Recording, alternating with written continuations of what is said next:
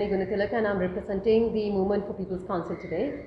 So, Ranil Rajapaksha, the man with no mandate, the man who tricked the country, the people of the country and the system to get power, is continuing to bring in repressive laws to curtail and suppress the voice of the people of Sri Lanka, who rose up against the corrupt political elite last year and took it to the streets and managed to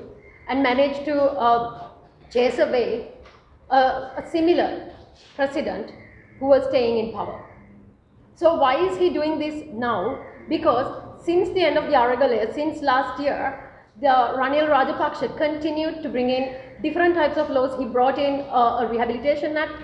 He tried to bring in the Anti-Terrorism Act before, and now he has brought in Anti-Terrorism Act along with the Online Safety Bill.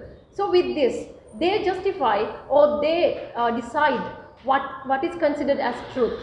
So if you remember, 31st of March in 2022, soon after this incident in Mirihana, President Media Division issued a press release calling the people who protested their extremists. They were talking about several things, calling people extremists and saying that there were people who were trying to create havoc unreasonably. So this is the version of truth that they wanted the people to believe. So before last year March, we were all used to the version of the truth that we only saw in mainstream media, or we would believe if something was said in a publication that was given out by the President's Media Division. But because there was a social media, because people went on live, we realized that there are other versions to truth. It is not just one version that the government can control for their own benefit. And that is what they've been doing all of this time.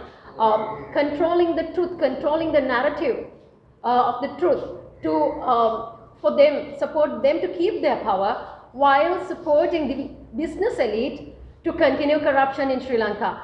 Not only the political elite, but also the business elite is responsible for the corruption that happened in Sri Lanka. They are also responsible for the bankruptcy of Sri Lanka, which the price is paid by the working people, the poor people in tea estate, the poor people in free trade zone. They are the ones who are paying for this price. Not only them, but also the farmers and the fisher communities.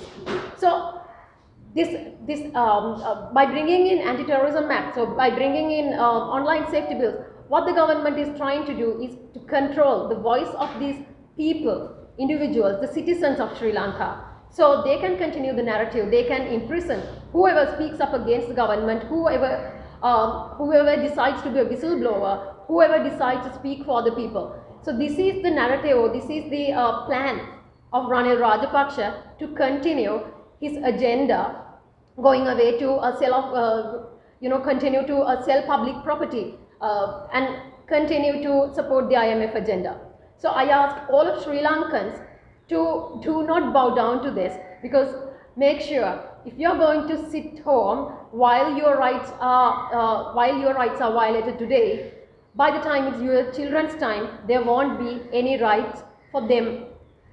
And if you look at how this government's and IMF agreement goes, they say something else in their documents. They talk about the need for social security, they talk about good governance, but when it comes to actual implications on the real implications of these plans, they are not really caring about the people. All they care about is making sure the system stays the same. They would maintain the status quo. They will make sure the political elite and the business elite would keep their power within themselves. So that is their only goal. And the reason that they continue to bring in these repressive laws is to make sure that they will be able to achieve their goal. So as citizens of Sri Lanka, as people, we must all wake up and we should get on the street and protest against this, because without that we will not be able to we won't be able to get rid of these repressive laws and protect the rights of the Sri Lankan people. Thank you.